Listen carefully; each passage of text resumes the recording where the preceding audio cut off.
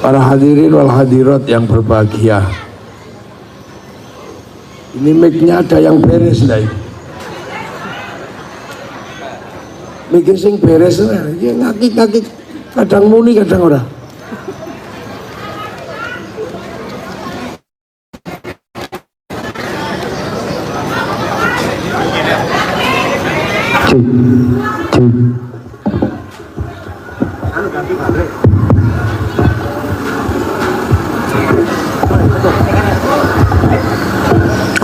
Nah ini kan enak, panjen sengojo kok sing dikeno kiai sing ra enak. Sebelum saya mulai ngaji tadi, saya ini hampir jatuh. Ono banser ngejak salaman dadan. Tak kira ngatung ke tangan itu untuk saya gatolan naik. Begitu tak gatoli ditarik tangan di salah.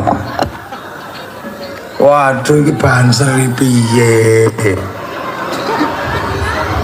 Lah hampir jatuh saya itu lah salaman kita, tapi ke tangannya gini itu untuk saya pegangan.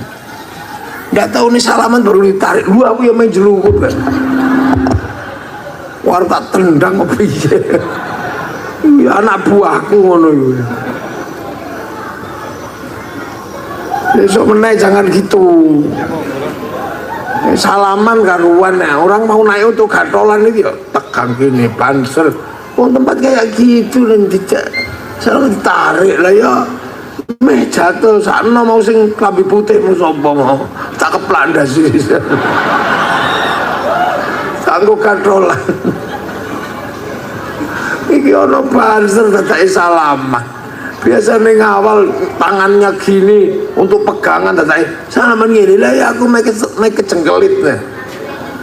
Siki kayak bisa nih ono banser pelantaran.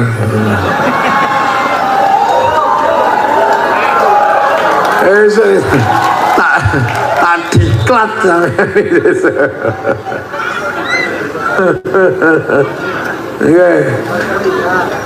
Jadi ini ngaji kebangsaan ceritanya.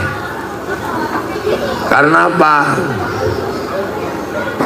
Hari ini kita ini kebetulannya jadi manusia ini terlahir di generasi di mana eranya sudah era antar bangsa. Orang yang lahir di tahun itu sing dhuwur iku aja rame kali. Cung.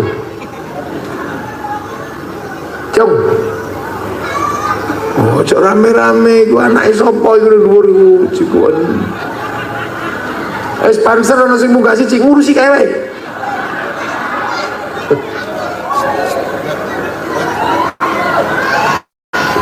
Wis kono panser ngurusi dhuwur kono, sapa?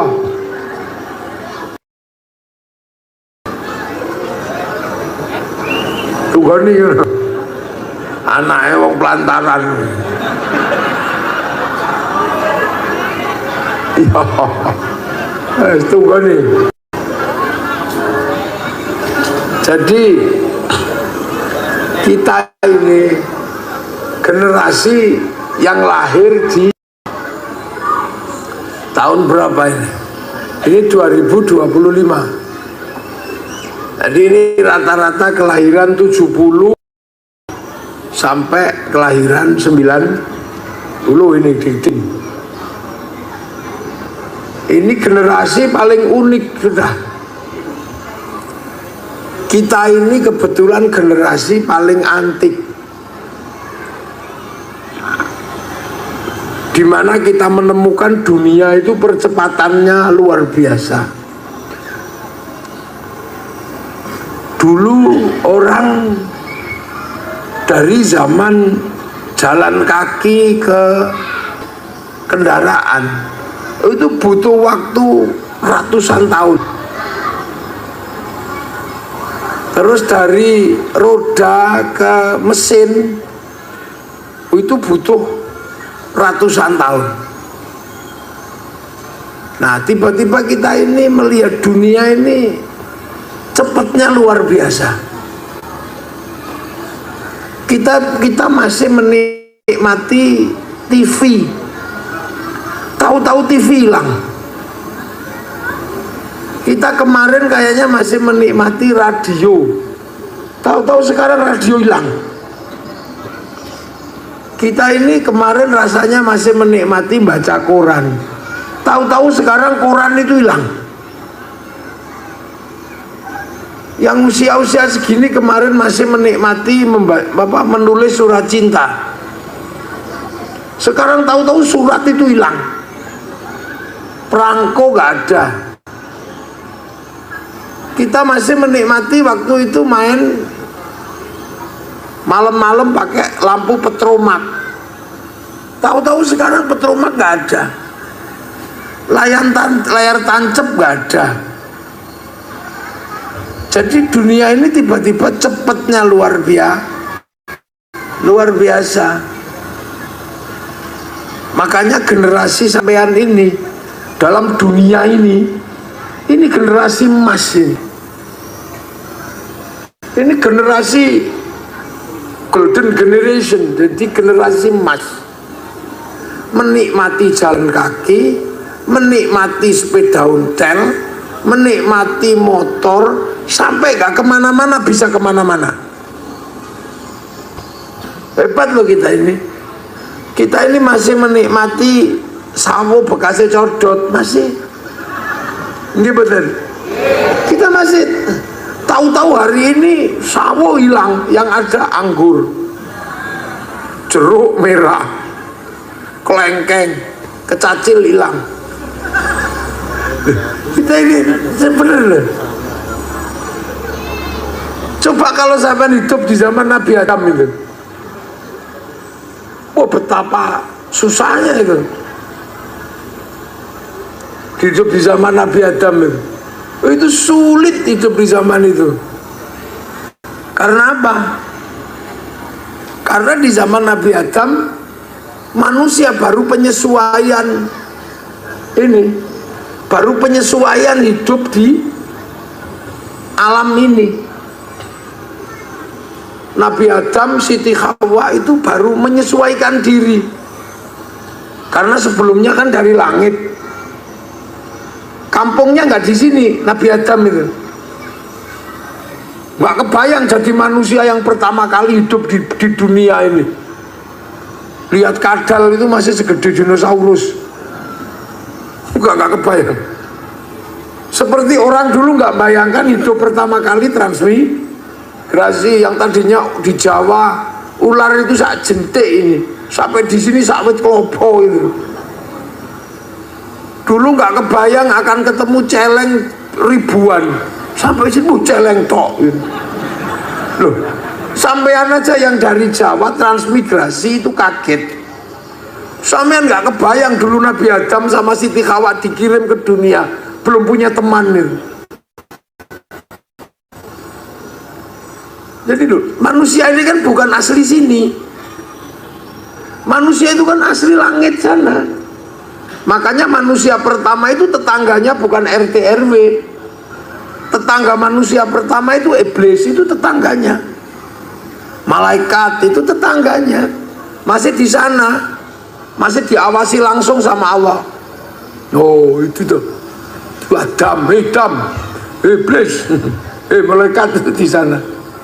Itu masih di sana. Jadi makanya Nabi Adam itu hidupnya enak sebelumnya. Nabi Adam waktu di akhirat sana enak, paling enak itu. Mau makan tinggal bayangkan sudah datang nasi mateng. Pengen perempuan bayang netok wis teko, orang nganggo klambi. Loh di sana itu begitu, di kampung asli itu begitu. Nggak ada orang pacaran terus nyambut gawe, nantem sawit, nggak ada. Nyantai, bayang notok es degan teko. Oh deh, es kok yang ini. bayangno larutan penyegar celing teko. Bener itu. Jadi akhirat itu begitu aslinya. Nah terus kan diturunkan ke sini Nabi Adam itu turunkan ke sini, ke kampung baru, ke kampung dunia. Itu nggak kebayang betapa sulitnya waktu itu. Yang tadinya nggak pernah kerja, tahu-tahu harus kerja, harus cari makan sendiri. Padahal Nabi Adam itu tingginya 60 dhira'. Sak dhira' itu segini. Makanya Nabi Adam itu kira-kira 50 meter. Banser kalah gede itu. 50 meter Nabi Adam itu. Sampai bayang wong 50 meter di awal hidupnya itu. Terus sekali mangan ini pirang kintal gitu. Loh, makanya sampai bisa bayangkan Nabi Adam itu turunnya kan di Mekah sana. Hidup bareng Siti Hawa. Sampai makamnya Siti Hawa ada di Jeddah. Maka disebut Jeddah karena kampung nenek. Jeddah itu kan nenek Mbah Putri. Makanya tempatnya Siti Hawa namanya kampungnya Jeddah, kampung Mbah Putri. Jadi Nabi Adam itu hidup di sana beranak pinak. Loh, sampean bayangkan kalau orang satu makannya sekintal. Makanya Mekah itu jadi gurun gitu. Jadi gurun pasir karena habis makanannya. Lu kan sama dengan di sini, waktu sampean datang hutannya kan masih lebat. Begitu semakin banyak orang gundul kan. Lantaran waktu pertama kali datang 80-an mungkin pohonnya masih banyak. Hidup gak usah nyari buah, tinggal ke hutan kemana gitu. Zaman segitu. Nah sekarang nyari-nyari kemana? Ayo udah nggak ada. Karena sudah beranak pinak, sudah mana itu. Nah Mekah dulu juga begitu, ada manusia tapi besar-besar, jadi makanannya habis, jadi gurun itu. Tuh kok sone kadang sudah biarin aja, nggak usah diperbesar. Kiai ngaji kan mesti gini-gini, nggak usah ya emut mega. Udah, jadi nggak usah ditambah volumenya, udah denger toh? Loh iya denger. Jadi harus ojo ono ngingi, udah gini aja. Nah masalah pertama yang timbul Nabi Adam itu ya masalah baru 2 orang, Nabi Adam dan Siti Hawa. Itu baru manusia pertama. Jadi belum ada manusia kedua, manusia ketiga belum ada, baru manusia pertama. Makanya masalahnya ya pertama yang timbul kecemburuan. Jadi dunia belum ada masalah rebutan parkir, rebutan warisan, belum ada. Ketika Nabi Adam dan Siti Hawa itu masalah pertama ya kecemburuan aja. Nabi Adam pergi nggak pulang-pulang gitu. Siti Hawa protes, kenapa nggak pulang-pulang? Sama siapa di luar? Nabi Adam jawabnya ya enak, ya Allah, kamu cemburu sama siapa? Di dunia itu baru kita berdua. Hanya kalau perempuan itu cemburuan dari dulu begitu. Lah iya, turun-temurun.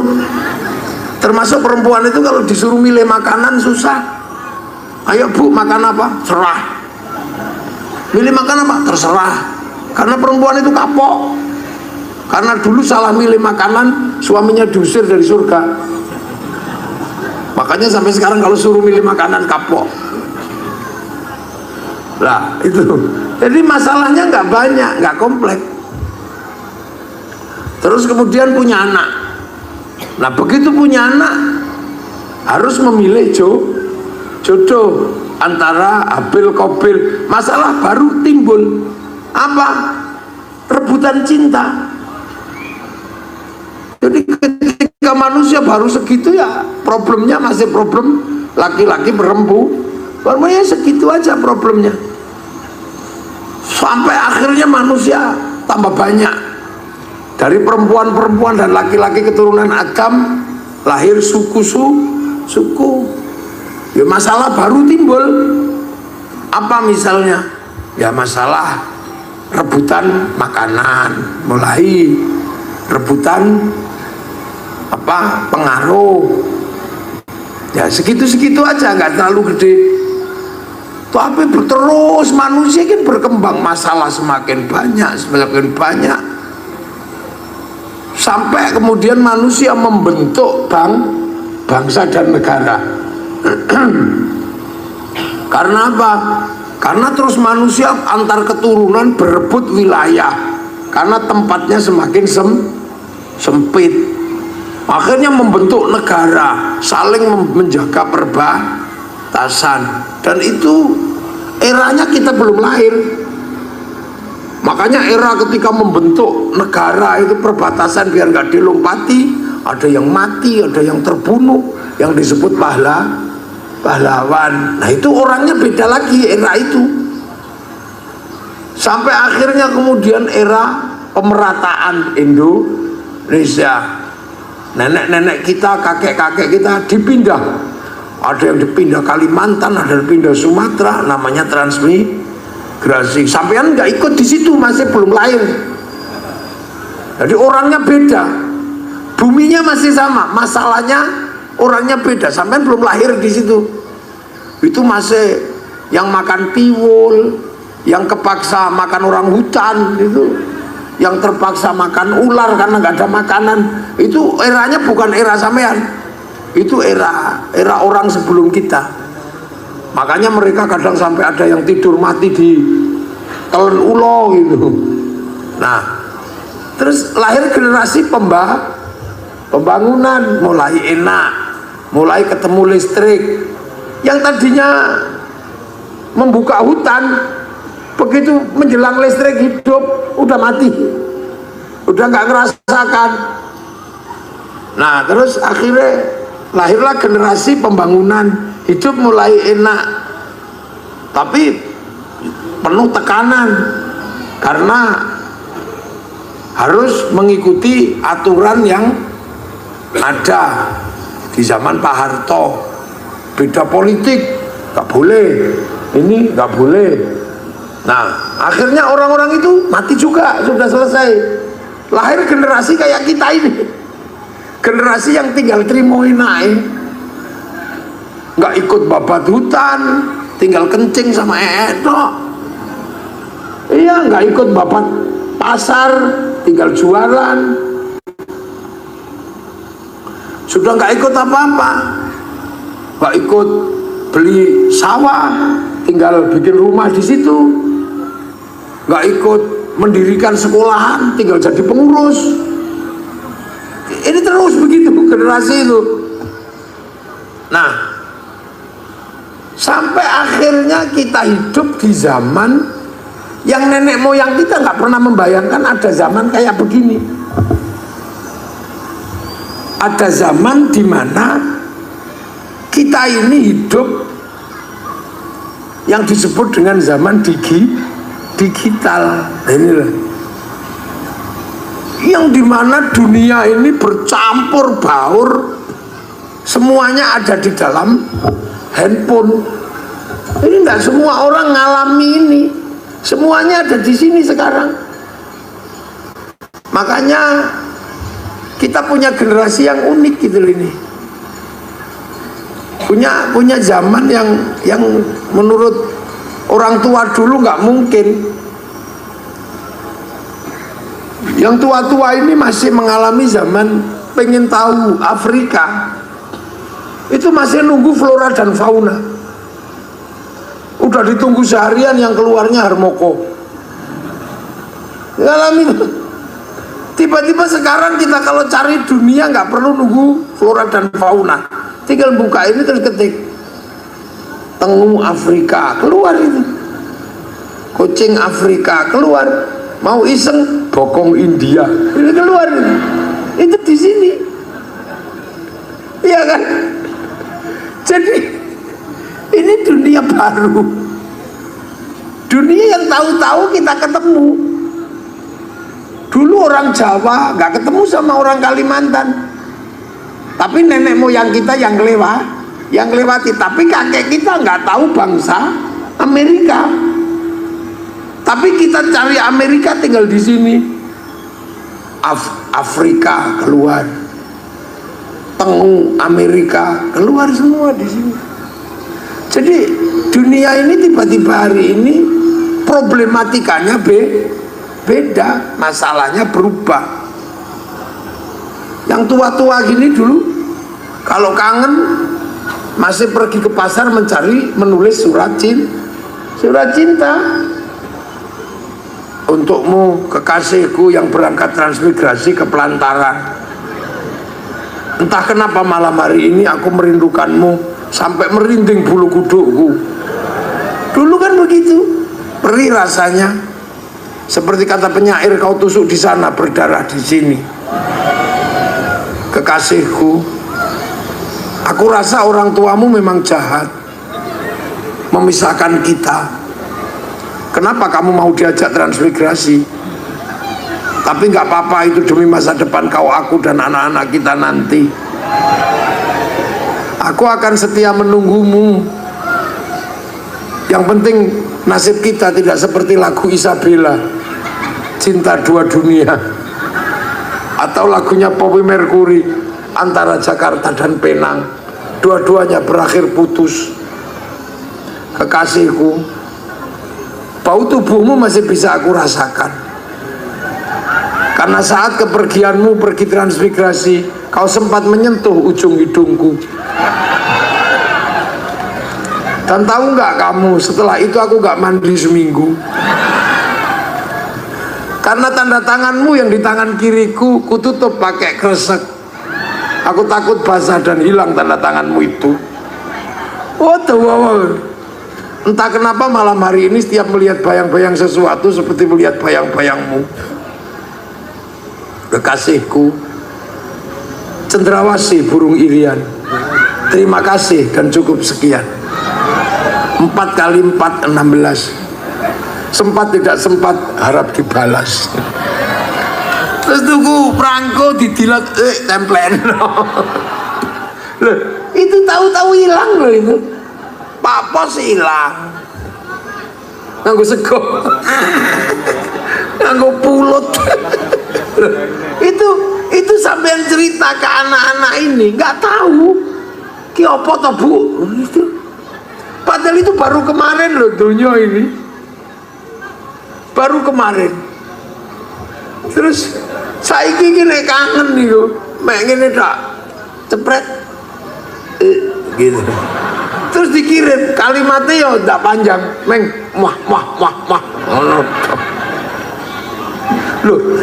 Sesuatu yang begitu membanggakan dan cukup menjadi kebahagiaan tersendiri adalah ketika kita bisa nulis surat. Lu ngono ngerti-ngerti hilang, tahu-tahu hilang, gitu loh. Tahu-tahu nggak ada. Ini kan sedih lah kita ini. Tahu-tahu tiba-tiba hilang gitu aja. Makanya dunia ini cepatnya luar biasa. Makanya banyak sekali yang pensiun, termasuk dukun. Nah, dunia baru ini banyak yang pensiun. Dukun itu sekarang pensiun. Dukun yang dulu ahli dalam pelet, ahli mahabbah, itu pensiun sekarang karena cinta tumbuh bersama Avanza. Lah ya, saya ini dulu omongan saya banser semua itu paling seneng kalau tak isi tempiling pecah gitu. Jadi orang nempiling pak pingsan, atau langsung kanan rumah sakit, kiri kuburan. Dulu kan keren itu ya. Sekarang saya ini kan ngerasa kok gak ada yang minta lagi ilmu pukulan jarak jauh apa-apa. Ternyata begitu diusut, oh lah ya pantas gak ada yang minta Wong orang sekarang nempiling orang itu 60 juta. Jangan bayangkan dunia ini. Jadi dunia ini tadinya itu sendiri-sendiri. Jadi orang punya kesendirian, orang Jawa ya dengan gaya Jawanya, orang Kalimantan dengan gaya Kalimantannya. Dulu orang membentuk negara, perang dengan negara lain. Tiba-tiba sekarang ini kita melewati dunia yang perang itu sudah nggak dengar ceritanya. Cuman ya, oh ngono kita perang. Tahu-tahu kita ini hidup di zaman dimana kita ini antara orang tiba-tiba nggak bisa dipisah. Kiai, bakul sawit, tiba-tiba kita ini hidup menjadi manusia yang saling ketemu. Enggak, saling ketemu. Dulu sampean sendirian bisa hidup, nanti duit rapopo. Kalau dulu orang nggak punya uang hidup, tapi sekarang orang nggak punya uang nggak bisa hidup. Karena apa? Listrik nggak bisa dibayar pakai sawit, harus ditukar pakai uang. Maka orang harus ketemu dengan pasar. Dulu orang di dalam hutan sendiri hidup, air ada, mau makan buah ada, mau makan hewan tinggal berburu. Nggak punya orang ketergantungan terhadap uang. Kalau sekarang nggak bisa. Dulu orang beli jajan bisa pakai jagung, orang beli jajan masih bisa pakai beras. Sekarang mana ada? Sampean punya anak sekolah harus punya uang untuk bayar SPP, harus butuh uang. Nah begitu uang, sampean nggak bisa hidup sendiri. Nah itulah makanya kemudian yang tadinya antar suku, antar bangsa itu nggak ketemu, tiba-tiba sekarang ketemu. Sampai nggak bisa lagi, tiba-tiba hidup menjadi pertapa sendiri, hidup nggak bisa. Nah itulah pentingnya memahami bahwa antar manusia yang tadinya hanya laki-laki perempuan berhubungan berubah menjadi laki-laki dan perempuan yang berketurunan melahirkan suku. Akhirnya antar suku nggak bisa pisah, harus ketemu. Dari suku lahir bangsa, akhirnya orang nggak bisa pisah dengan bangsa yang lain. Ini kan terus ini. Sekarang orang sudah nggak bisa pisah, makanya muncul istilah ngaji kebangsaan. Karena sekarang orang sudah nggak bisa hidup sendiri. Manusia duduk begini ketemu hubungan antar bangsa. Sampean pengajian begini ketemu dengan bangsa Cina, orangnya nggak datang, tapi mic-nya yang datang. Lah iya, sampean kalau dulu berhubungan suami istri ya cuman berdua. Sekarang ada Singapura yang terlibat karena sampean pakai kondom. Lo iya enggak? Lo kok guyune banter? Berarti sampean tahu nganggo. Tuku nang Indomaret. Lo artinya dulu kita sendiri. Dulu orang sholat itu bisa hubungan antar Tuhan sendiri normal. Sekarang nggak bisa, antara manusia dan Tuhan ada Cina. Lah kenapa? Karena sholat itu nutup aurat. Tutup aurat itu kain produksi pabrik kain. Nah, yang bikin kain pabrik Cina. Makanya orang sholat nggak boleh ngamuan sama Cina. Karena Cina ne lungo, udah. Loh, sampai masih bisa nggak? Coba aku nanya sekarang. Jadi makanya Allah itu menyampaikan dari awal sekali, ya ayuhan nas, hei manusia, Karena yang dibilang manusia itu Nabi Adam, harus tahu bedanya iblis, ki malaikat, ki menungso. Inna khalaqnakum min dzakarin wa unsa. Pertama kali yang hanya urusan laki-laki perempuan, laki-laki yang ini, perempuan yang itu. Habis itu lahir berbangsa-bangsa, bersuku, belum ketemu, masih di sana, hidup dengan sukunya masing-masing. Orang suku Jawa nggak ketemu sama suku Mesir, nggak ketemu. Orang Afrika nggak ketemu sama orang Indonesia, nggak ketemu. Orang Eropa nggak ketemu sama orang Cina, belum ketemu. Sampai akhirnya tiba-tiba ketemu. Gara-gara ada kapal terus berlayar. Oh, di sana ada manusia. Oh, itu terus akhirnya jadi bersuku-suku, berbangsa. Lama-lama ketemu. Sampai di generasi kita, pertemuannya sudah nggak bisa dipisah. Makanya orang dulu sama orang sekarang itu bisa galak orang dulu. Orang sekarang nggak bisa galak. Karena apa? Ada orang ketiga selalu di dalam kehidupan kita. Orang pergi haji, ada Yahudi di situ. Jadi sampean kalau pergi haji pasti minta tolong sama orang Yahudi. Untuk apa? Naikin ke pesawatnya. Karena yang bikin pesawat orang Yahudi. Makanya orang haji nggak boleh marah sama orang Yahudi. Hancurkan Yahudi, bunuh semua. Renang sampean. Loh, uripmu ya mesti iso pisah saiki antar bangsa.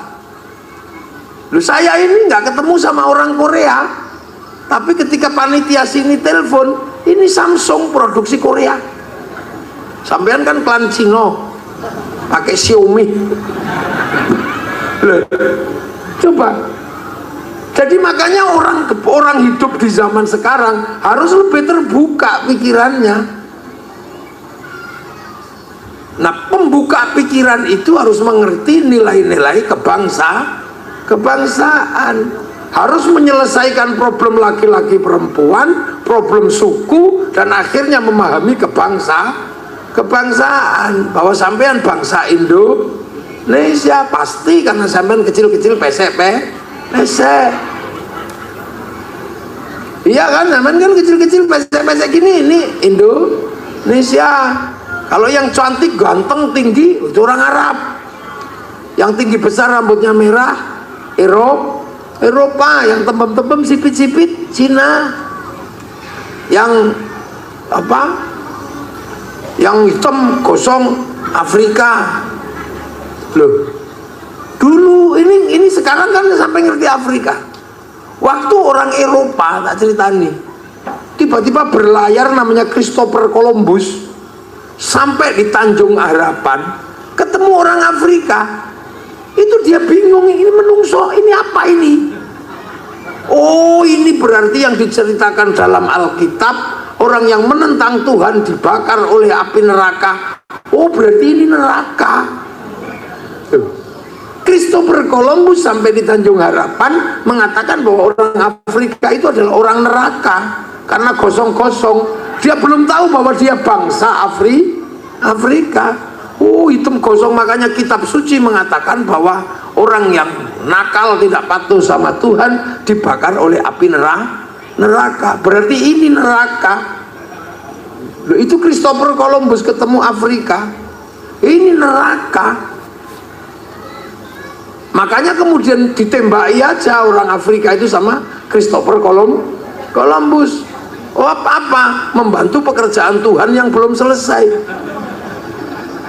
Lah ya, makanya sampai akhirnya orang Eropa ini karena penjahat yang selamat dari hukuman Tuhan harus diteruskan penindasannya. Nah, akhirnya orang Eropa paling suka mengambil budak dari Afrika, dikapalkan ke Eropa, dikapalkan ke Amerika. Makanya orang Afrika itu dandanannya aneh-aneh. Ada yang bibirnya dipotong, itu cantik. Ada yang nggak ada telinga dipotong, itu cantik. Untuk apa? Menghindari perbudakan.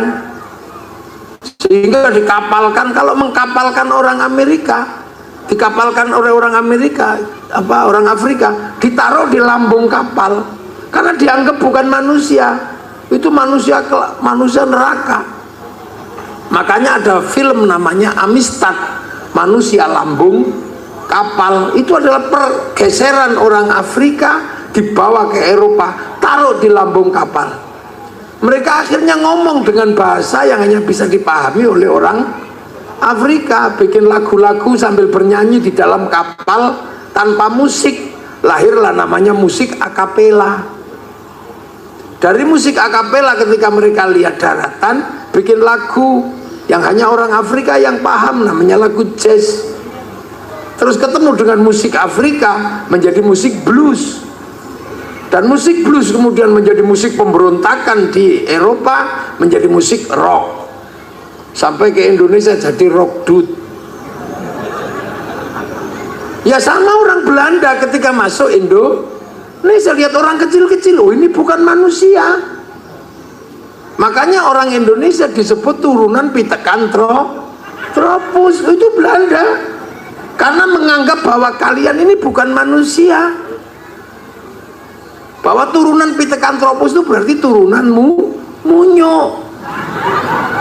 Makanya orang Belanda kalau manggil orang Jawa kowe, kowe itu turunan munyo, masih kecil belum gede.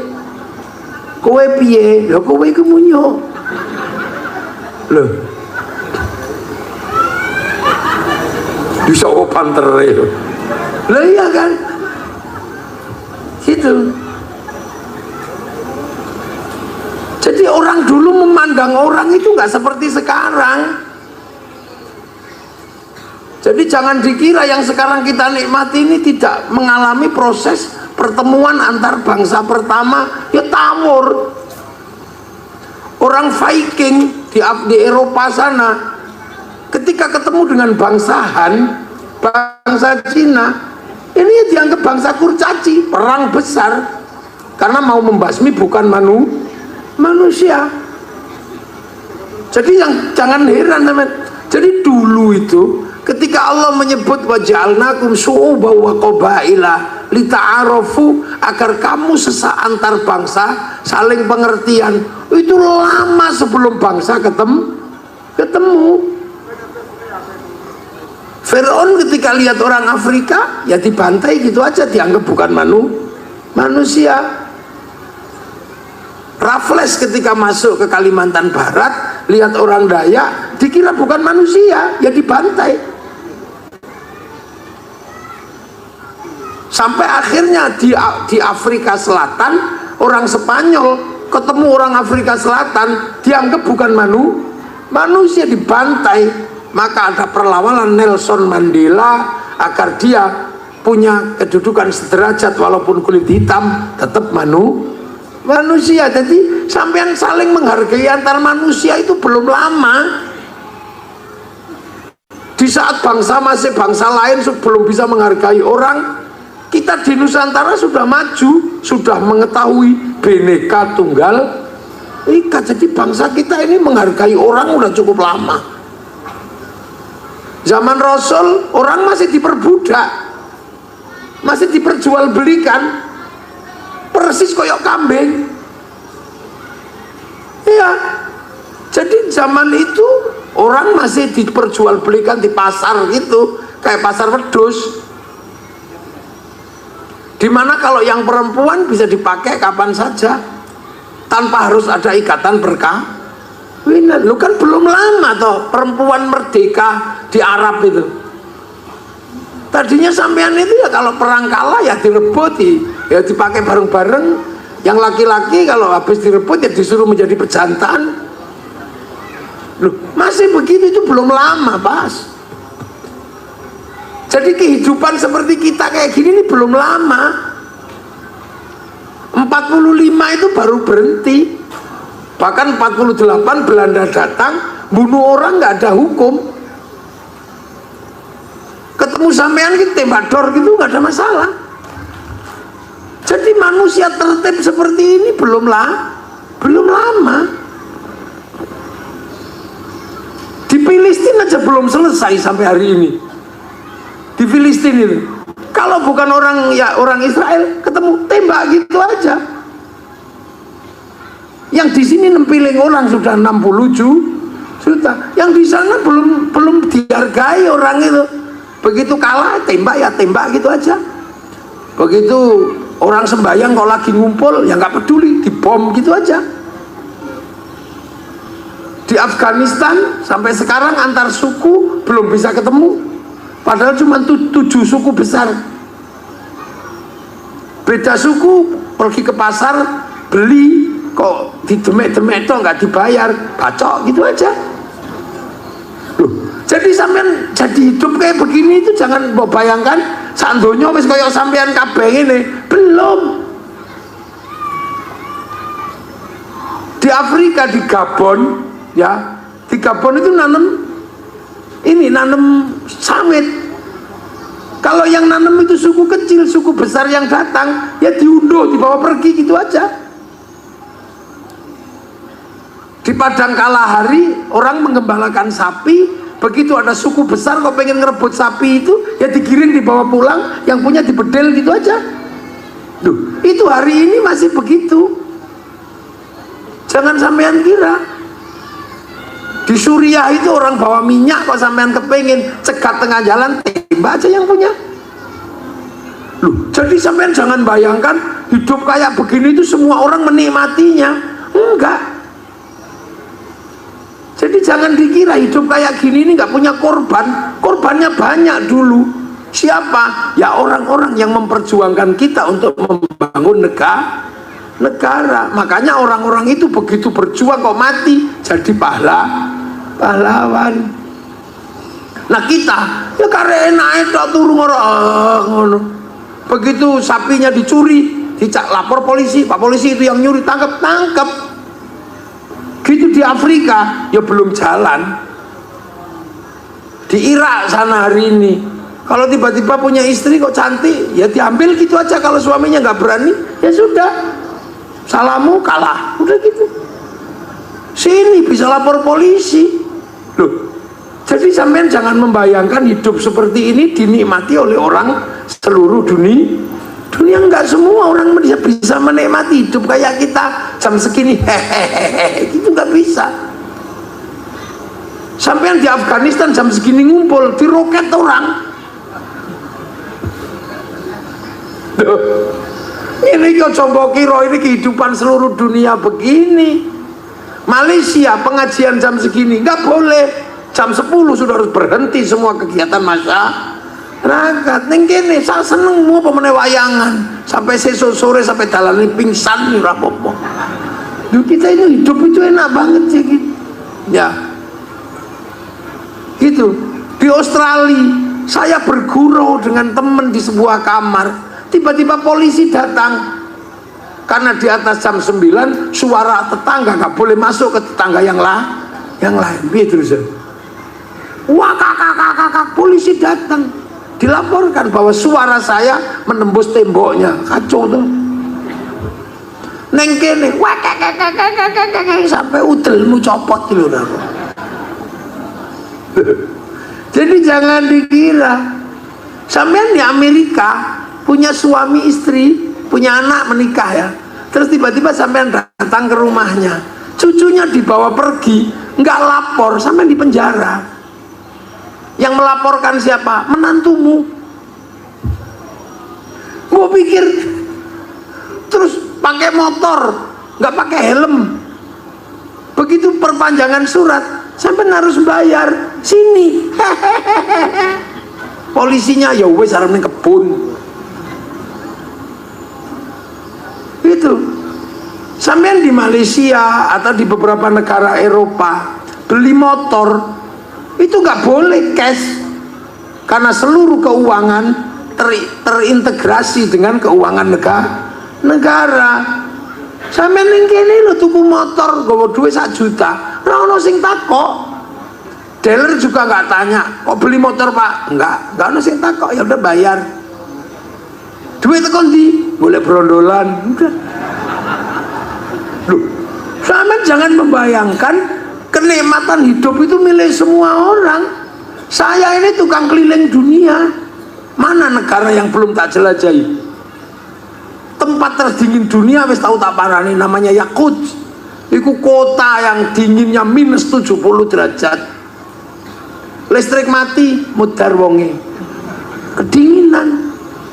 Makanya orang-orang Eropa kalau musim dingin rebutan minyak, rebutan batu bara. Untuk apa? Biar listriknya tidak mati. Karena kalau listriknya mati, orangnya kedinginan. Musim panas listriknya dinginnya mati, kepanasan. Nah kita hidup kik.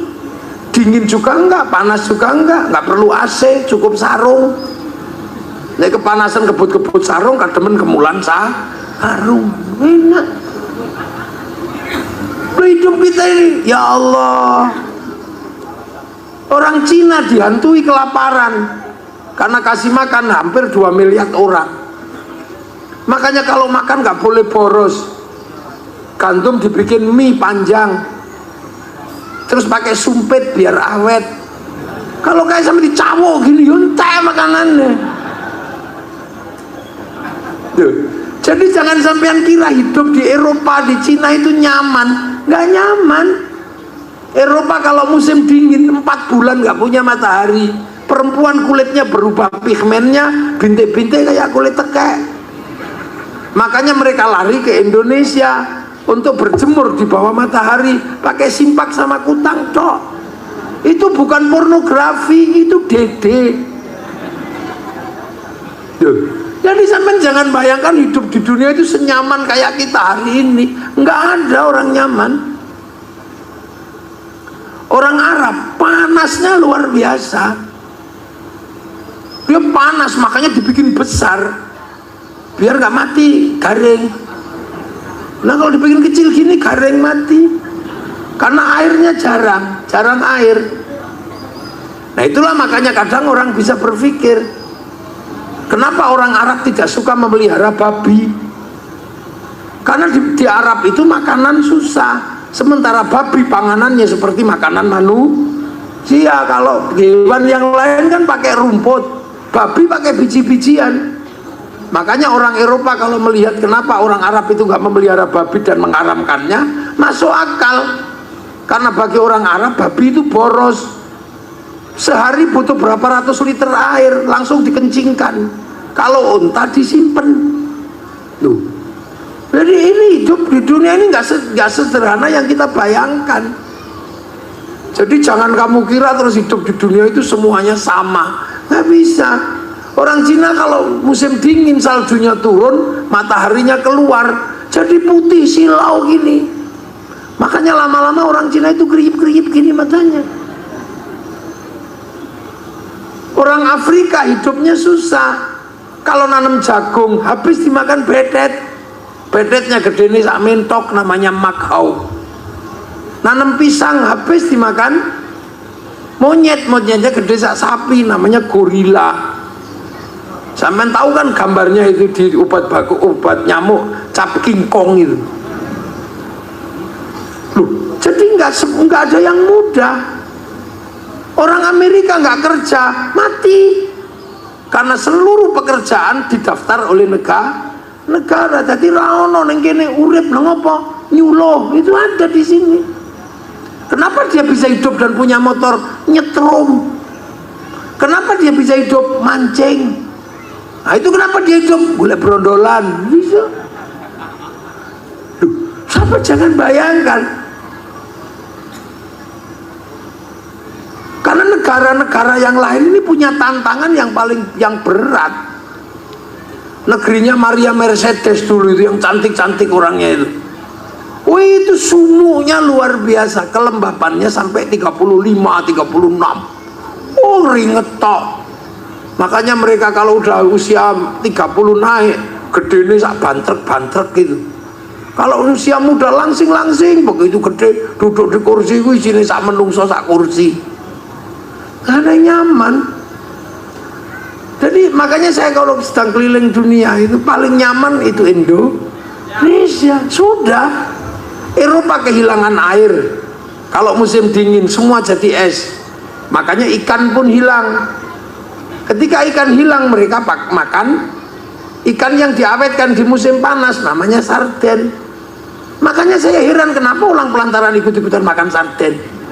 Wong setiap hari dia cari ikan segar ada, bahkan kodok-kodok juga ada, kura-kura ada. Orang Eropa kalau musim dingin nggak punya sayur, sayurnya rontok di musim gugur. Makanya orang Eropa itu kotanya bersih. Kenapa? Karena daunnya itu tumbuhnya bareng, rontoknya bareng. Nah sini rontoknya gantian. Sena kalau musim dingin nggak punya daun, rontok di musim gugur. Yang nggak rontok cuma daun cemara.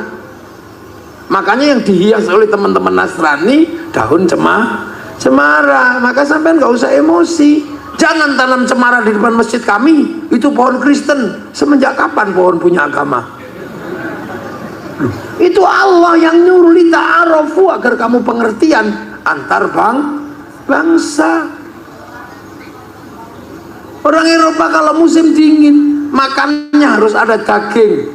Makanya mereka daging diawetkan, susu dikeraskan namanya keju, susu dibusukkan namanya yogurt. Kita nggak perlu makan itu, seumur-umur makan kobes, urip.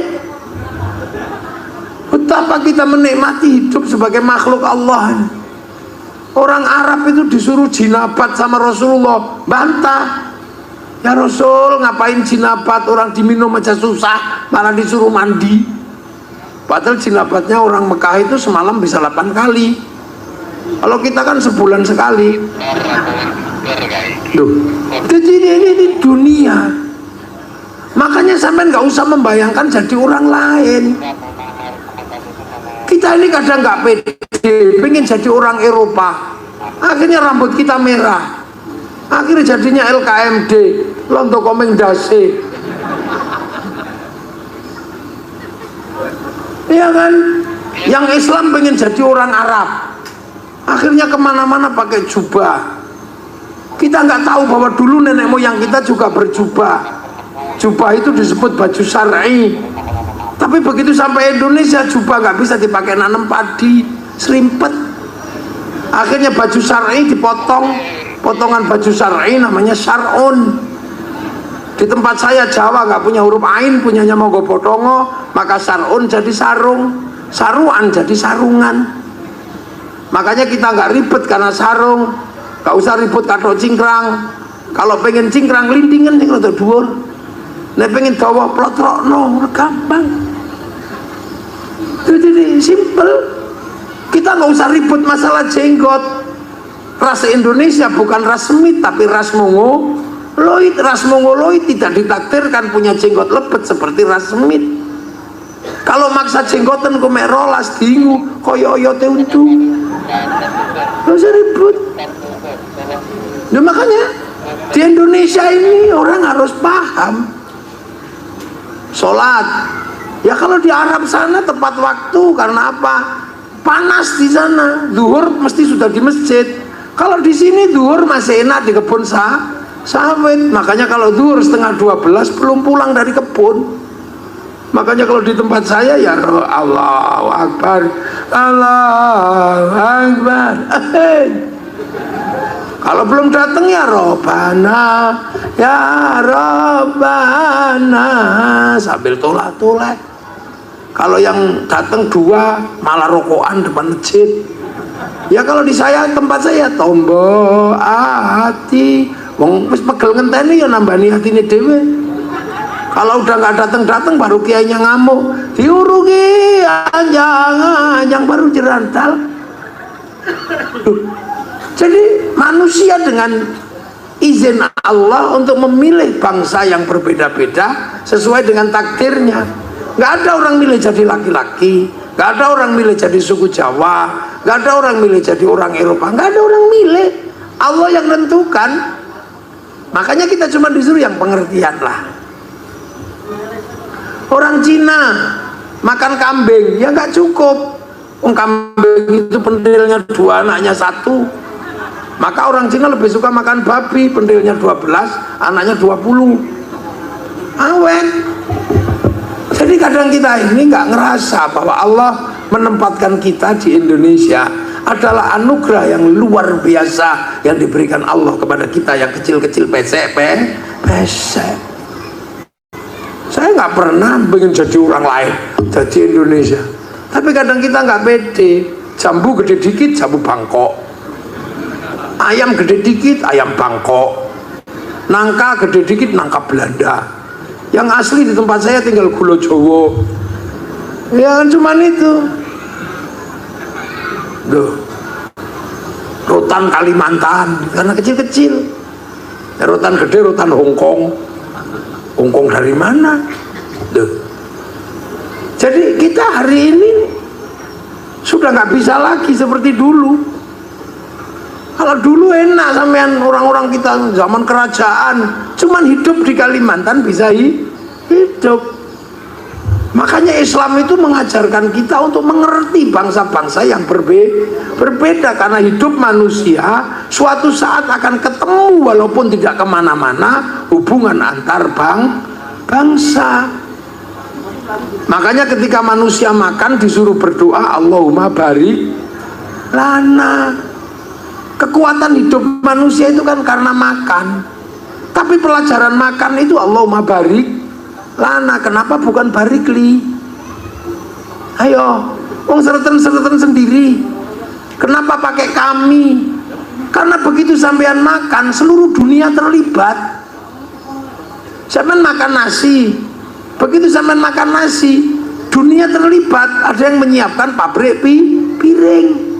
Kita nggak tahu dia kafir apa muslim apa beragama apa tidak. Yang penting piringnya datang. Begitu sampean makan nasi, sampean harus tahu nasi itu padi. Padi itu ditanam di sawah. Sawah kalau nggak diatur negara, bunuh-bunuhan antar pemilik sawah. Dia melibatkan negara dan agraria, termasuk BPN, Badan Pertanahan Nasional. Begitu jadi nasi, sampean pasti tahu ada pupuknya itu dulu padi. Pupuk itu melibatkan pabrik. Dia nggak peduli kita sudah agamamu apa, pokoknya seperti pupuk itu teko. Begitu jadi makanan, kita pasti tahu di situ ada gilingan padi. Orang Jerman yang bikin agamanya apa? Dulu sampean nutu, sampean bisa ngomong makananku paling bagus karena usaha kami sendiri. Iya wong lahir-lahir apa nandur-nandur dewe. Ide dewe. Habis itu panen-panen sendiri menjadi beras mbok tutu dewe. Habis itu kemudian pakai panci tanah kamu bikin sendiri, pawon kamu bikin sendiri, api gelintir sendiri, terus pakai kayu sendiri. Loh, bumbu bikin sendiri dari hutan. Itu sampean masih bisa? Saya pengen nanya, bisa nggak? Nggak bisa. Begitu sampean jadi nasi, pasti melibatkan pabrik rice cooker, pasti melibatkan pabrik kompor. Kalau pengen mateng berarti melibatkan kompor gas. Di situ ada pertambangan nasional. Duh, ayo, iso sampean. Begitu dimakan, sampean pasti tahu di situ ada bumbu. Ada yang bikin orang Jepang namanya masako. Ada yang bikin nanem bawang putih orang Cina, yang nanem bawang merah orang Brebes.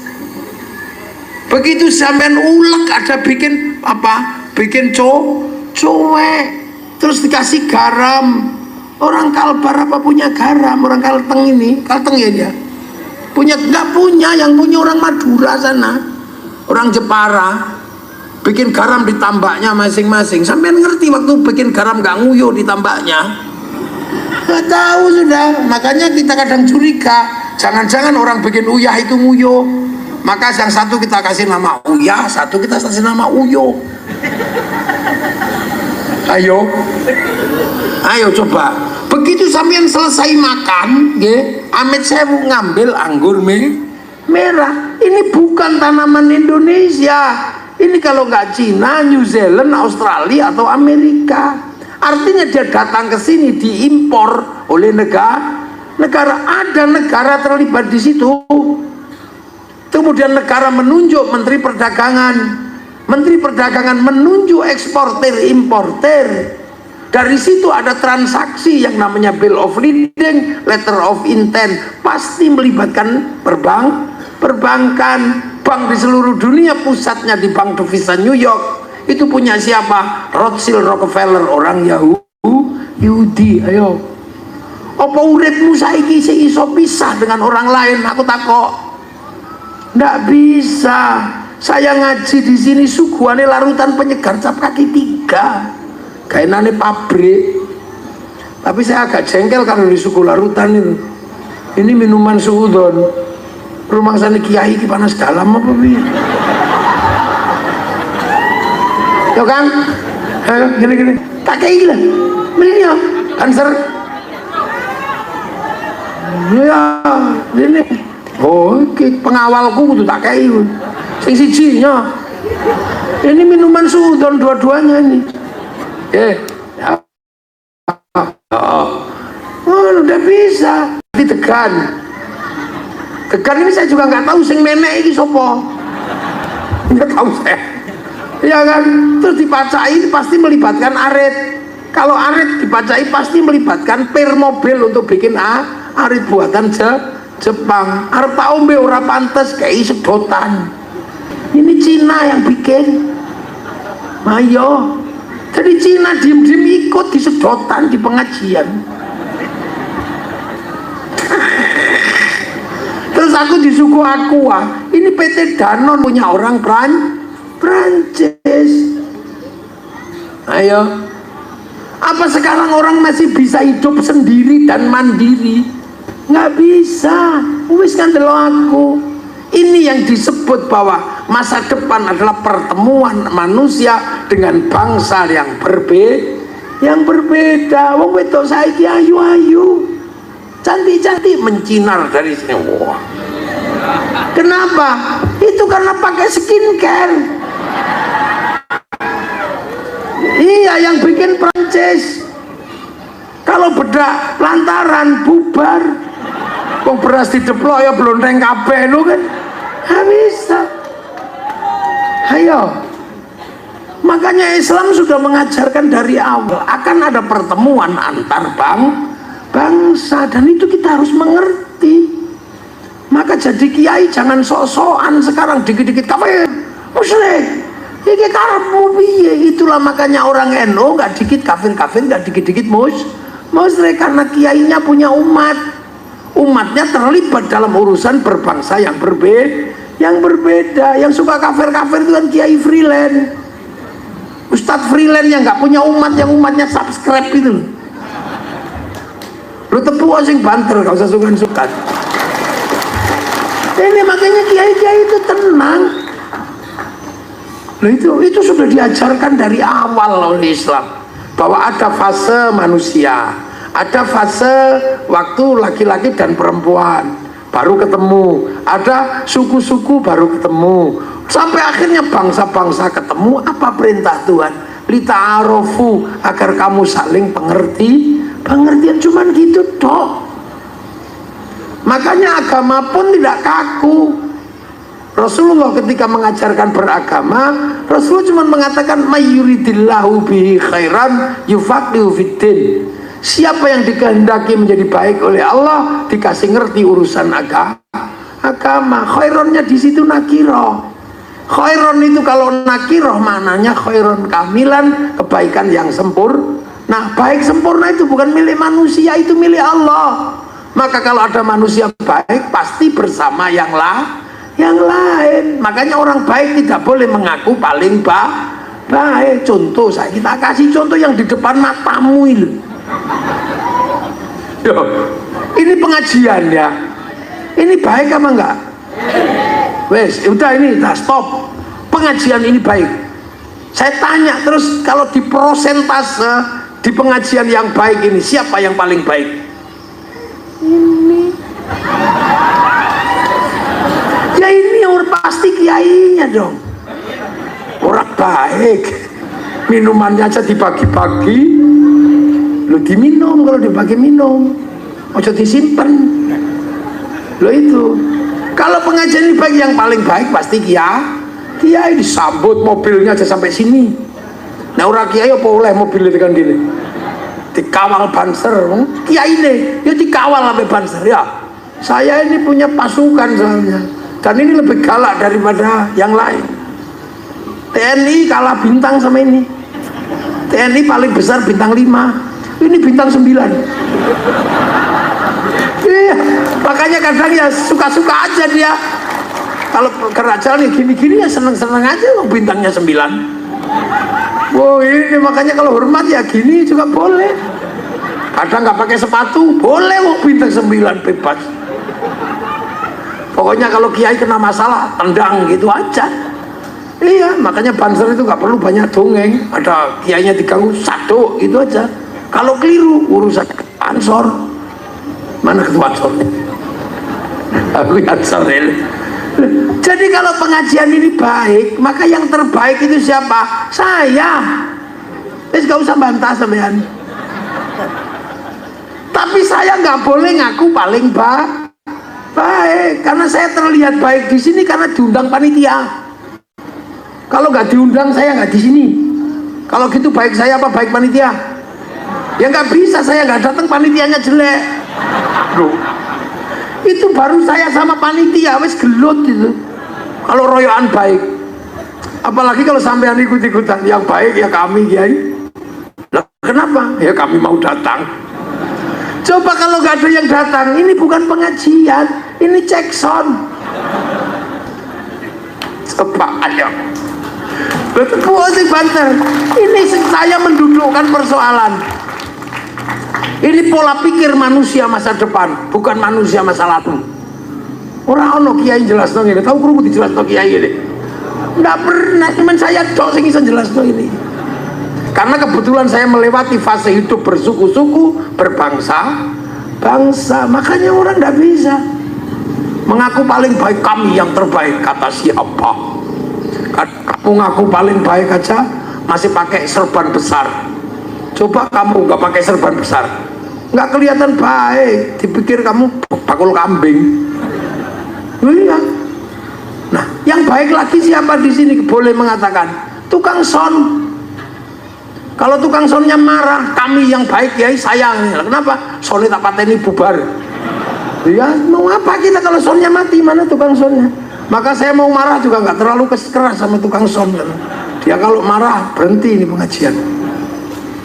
Ya, lah kata tukang yang masang tenda, saya kiai yang terbaik mau pasang tenda. Lah kok bisa? Anak kalau gerimis rata pasangi tenda bubar. Padahal biasanya yang pasang tenda itu juga sholatnya nggak terlalu rajin.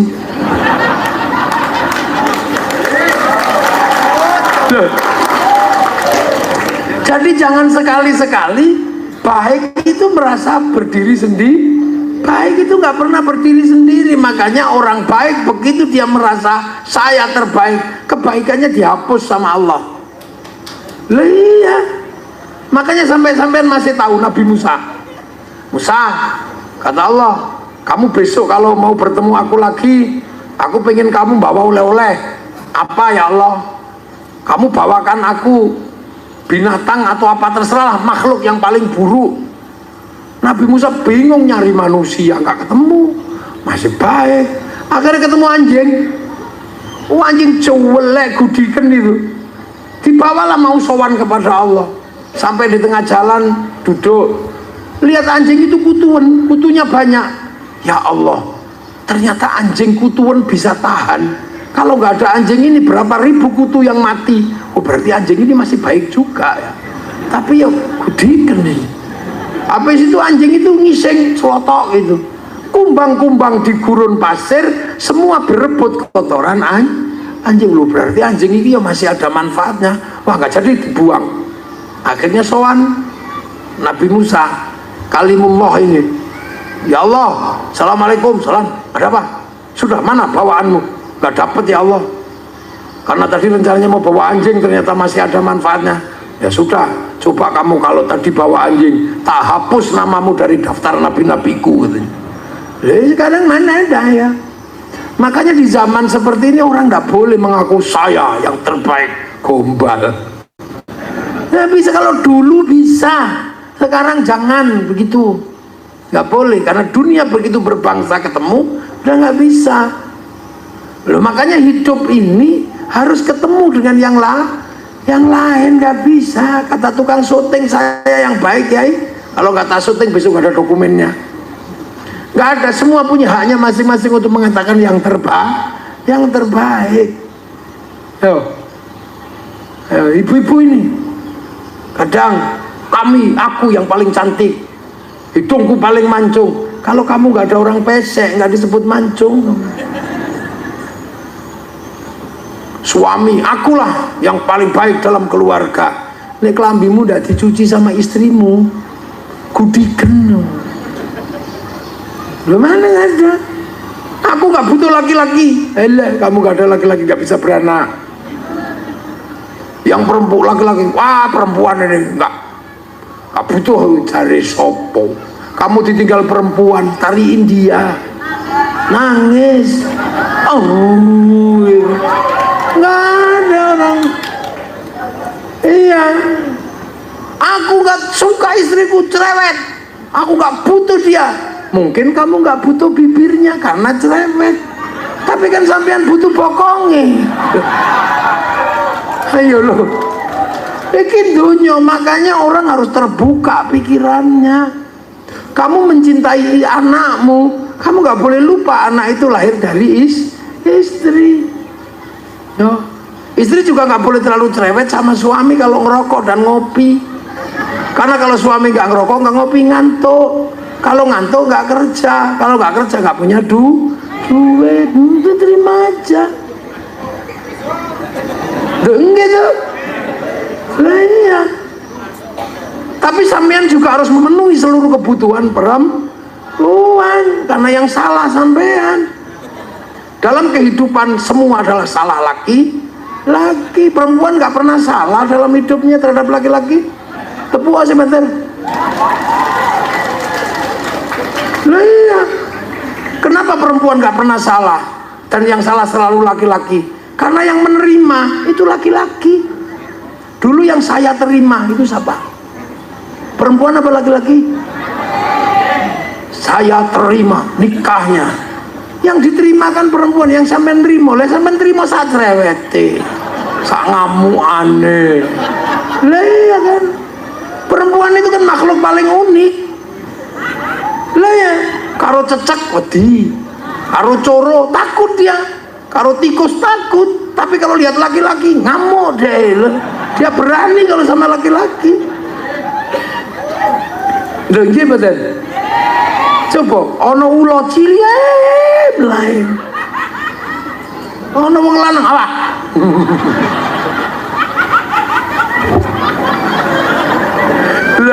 Iya, ya Allah. Karena memang ya itu. Makanya ya Allah kadang itu kita itu kadang ya, kita ini kan laki-laki ya, saya juga kadang sama. Ojo suat-suito, saya juga sama kadang. Loh, aku ini wong sak donya tak tuturi loh. Ngono ketekan ngomah aku ganti sing dituturi, ganti saya yang dipidatoni. Dia coba kan sekti wong wedok itu. Saya ini seanane wong tak pidatoni, sampai rumah itu saya dipidatoni. Jadi laki-laki itu begini loh, aku salah opo. Tapi itu juga nggak bisa terus berlagak saya lebih penting, saya yang lebih penting. Ya nggak bisa ternyata, gitu loh. Orang mengaku lebih penting antara laki-laki dan perempuan, nggak bisa. Karena laki-laki dan perempuan saling membutuhkan. Jadi lucu kadang itu. Tengah wengi guling tok ya ora enak. Tapi dintuti nesu. Coba. Dintuti ngono ngamuk. Wah lho. Wong guling tok ya gak enak, dintuti ngamuk. Ora ono digoleki, ngorok titik ditapuk. Lha ya piye? Pok lu. Aja banter-banter. Lah memang orang ngorok bisa ngerem. Kan ya ndak bisa. Jadi tutupi batal, megap-megap yo. Loh ya Allah. Loh jadi kadang itu dunia ini memang gak bisa kalau tiba-tiba terus ini yang dominan, yang utama, ini yang utama, gak bisa. Imam masjid itu loh kurang baik apa? Tapi dia disebut imam karena ada makmum. Coba nek makmum melungo, dia ora dadi imam. Tapi kadang ngono ngimami ra ngerti makmume. Ngerti makmume kudu ngising ngimamine dak lama. Bismillahirrahmanirrahim. Sabbih isma rabbikal a'la alladzi khalaqa fasawwa. Ya Allah suwene. Aku kudu ngising. Mana begitu makmume protes, kamu itu jadi makmum gak khusyuk. Ya khusyuk iku kulhu bang, kan kulhu aile ya itu. Jadi kita ini coba ono tetangga ribut kawinan pakai sound, kita marah. Ya Allah iku lho kok gak rampung-rampung, kupinge gak wis bodol ta iku. Coba, tapi begitu mati tonggone ra teko, pusing nanti tonggoku iki. Masa arep kubur dhewe. Jadi dunia itu sekarang ini udah nggak seperti dulu. Makanya cakrawala berpikir ulang harus semakin luas. Sekarang orang sini nanam sawit. Sawit ini adalah komoditas dunia, maka yang menanam bukan cuma orang Kalimantan. Ini untung loh Afrika belum panen dan beberapa negara di Amerika Selatan ini gagal panen sehingga sawit mahal. Nanti kalau sana panen jangan nyalakan bupati. Ini ditanam oleh orang seluruh dunia.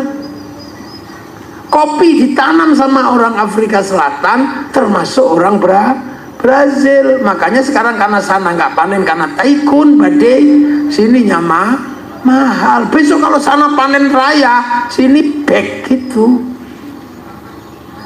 Karet kenapa nggak bisa mahal? Karena sekarang produk-produk karet bisa diganti oleh minyak bumi. Iku sing duit-duit iku leren to, Mbak, Bu. Anake sapa to kuwi? Ya, cekelan anak iku. Nang switch lho. Oh, kupingnya tekan kene ngiki iku. Ya, aku kudu tok geli karo suami iku nih. Aku kudu tok geli iku niku kupingku krik ngene. Kaya ana sing dikrik ngene. Lha jadi saiki donya ini sedang beradu. Dulu yang menguasai handphone orang Swedia, mereknya Nokia. Tahu-tahu Nokia diajar sama Amerika. Nokianya habis ganti BlackBerry. Begitu BlackBerry diwajar sama Samsung, Amerika kehilangan pasar BlackBerry, ganti orang Korea. Begitu Cina bikin Xiaomi, pasar Samsung habis. Dulu yang menguasai mobil di sini orang Jepang, Toyota. Sekarang digeser sama Wuling, Cina. Ayo. Dulu orang kalau pengen kukunya putih pakai godong serut. Saiki manikur pedikur.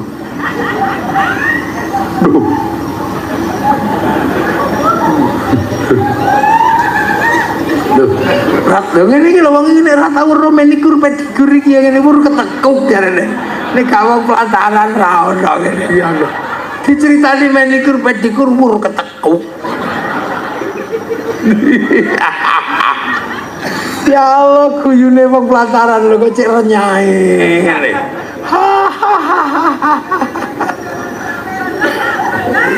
Iya, guyune brondol tenan iki.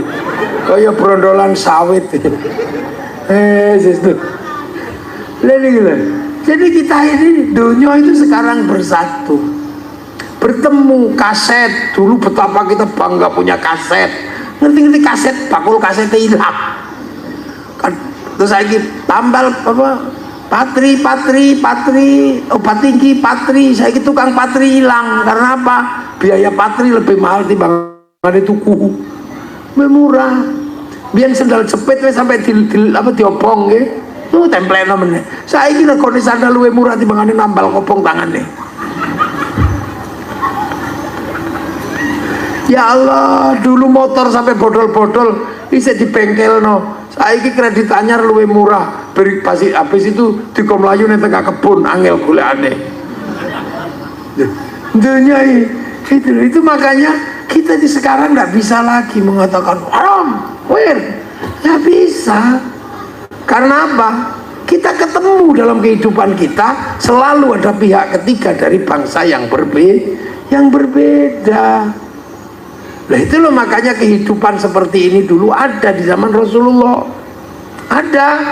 Waktu di Mekah Rasulullah itu juga enak, ngurusinya cuma orang dua suku, tiga suku, nggak ketemu dengan orang lain. Tapi begitu pindah Madinah itu kota ujung jalur sutra, jalur perdagangan terbesar dari Asia dan dari Eropa, ketemunya di pasar Yasrib, pasar Madinah. Mulai ketemu orang Yahudi, orang Nasrani, Banu Nadir, Banu Qunaiqah, Banu Nadir, ketemu orang Romawi, ketemu orang Yahudi, berubah. Para sahabat ditipu kalau ke pasar. Ditipu siapa? Nggak tahu ya Rasul, di pasar ada orang kalau barang jelek tapi bisa jual bagus, suka nipu. Rasul cuma bilang itu pasti orangnya sudah tua tapi rambutnya masih hitam, terus jenggotnya nggak ada. Iya ya Rasul, giginya masih utuh. Oh itu Yahudi. Karena orang Yahudi itu punya kebiasaan nyemir rambut, nyukur jenggot, dan memperbaiki gigi. Kenapa begitu? Karena orang Yahudi itu umatnya Nabi Musa. Nabi Musa itu mau dicabut nyawanya sama malaikat Israel. Malaikat Israel ditempiling, pak gitu. Lari, ya Allah itu siapa ya Allah? Mau tak cabut nyawanya kok aku ditempiling. Oh jangan macam-macam, itu Musa. Aku aja pernah dikomplain sama dia. Makanya kalau kamu sama dia yang sopan, akhirnya malaikat Israel sopan. Ya Musa, apa? Mau tak tempiling lagi? Oh, enggak. Nyawamu sudah expired. Udah waktunya tak cabut. Ngomong dong. Coba cabut. Udah ngomong. Gigimu sudah rontok. Rambutmu sudah putih. Jenggotmu sudah semrawut. Oh itu alamatnya ya? Ya sudah cabutlah. Begitu dicabut orang Yahudi tahu. Oh ternyata orang mau dicabut nyawanya karena giginya rontok, jenggotnya semrawut, rambutnya putih. Akhirnya orang Yahudi punya kebiasaan nyukur jenggot, memperbaiki gigi, nyemir rambut. Biar apa? Kalau malaikat datang, oh belum waktunya. Lah ya itu kebiasaan orang Yahudi. Makanya ada cerita orang Yahudi itu kalau mati nanti bilang sama keluarganya, aku kalau mati nanti kamu cukur seluruh bulu tubuhku ya, kamu cabuti gigiku, tubuhku seluruhnya kamu gundul. Bener dicabuti giginya terus digundul sampai di kuburan. Malaikat Mungkar Nakir, oh bayi, karena bayi dibawa ke malaikat Ridwan. Ya Ridwan, bayi agak besar. Ini bukan bayi, ini digundul. Wah masa enggak? Malaikat Israel kan nggak ngerti apa, Mungkar Nakir kan nggak ngerti yang di atas tanah, taunya di bawah. Ini bayi, bukan, itu udah gede tuh, cuman dicukur. Masa kok gak ada bulunya? Ya udahlah kita uji bayi apa tidak. Saya tahu caranya, kata malaikat Ridwan. Bidadari dipanggil, bidadari turun sini, nggak usah pakai baju. Baru tuing, no kan? Ini bukan bayi. Nah, sampai akhirnya zaman Rasulullah, orang Yahudi itu masih punya kebiasaan nyemir rambut, memperbaiki gigi, nyukur jenggot. Nah itulah maka kemudian orang Islam tidak boleh nyukur jenggot, memperbaiki gigi, nyemir rambut untuk membedakan sama orang Yahudi. Asalnya dari situ. Terus di pasar Madinah banyak pedagang dari Romawi. Orang Romawi pedagangnya yang komoditas paling bagus adalah jubah. Mereka banyak jual jubah lah. Jubah Romawi itu lebih gede kalau dipakai orang Arab. Maka kemudian ada sisa di kakinya lebih panjang, dan itu dibawakan oleh budak-budaknya. Seperti orang kawin itu loh, kainnya panjang dibawa oleh orang. Nah, karena kainnya panjang, jalannya begini. Khailah, sombong. Maka kemudian Rasul, jangan sombong kayak gitu ya, potong aja. Akhirnya dipotong, isbal akhirnya. dipotong itu karena biar nggak sombong. Sayyidina Abu Bakar, ya Rasul, punya aku panjang semua, gak apa-apa wong kamu nggak sombong. Nah kebalikannya sekarang, semakin cingkrang semakin sombong. Nah itu kebalik. Loh, jadi semua hukum itu semua ada asalnya. Makanya kadang harus ngotot, harus cingkrang. Ntar dulu, itu dulu ada sebabnya. Jangan dikira nggak ada sebabnya. Nah makanya ketika ketemu sama orang Madinah, manusianya banyak, agamanya beda, sukunya beda. Mau bilang kafir yang punya sumur orang Yahudi, mau bilang musyrik, ternyata beberapa orang yang tidak beragama yang punya kebun. Wah itu mulai bareng, berdagang bersama, pasar bersama. Akhirnya apa? Ya sudah, hiduplah berbeda-beda tapi tetap saling tanggung jawab. Kullukum ra'in wa kullukum mas'ulun an ra'iyati. Maka kemudian lahirlah konsep hidup namanya ra'iyah. Hidup berbeda-beda tapi saling tanggung jawab. Konsep ra'iyah itulah yang diberlakukan di Indonesia. Maka orang Indonesia disebut ra'iyah, sekarang menjadi rakyat. Kamu beda suku, beda bangsa, beda agama, hiduplah saling bertanggung jawab.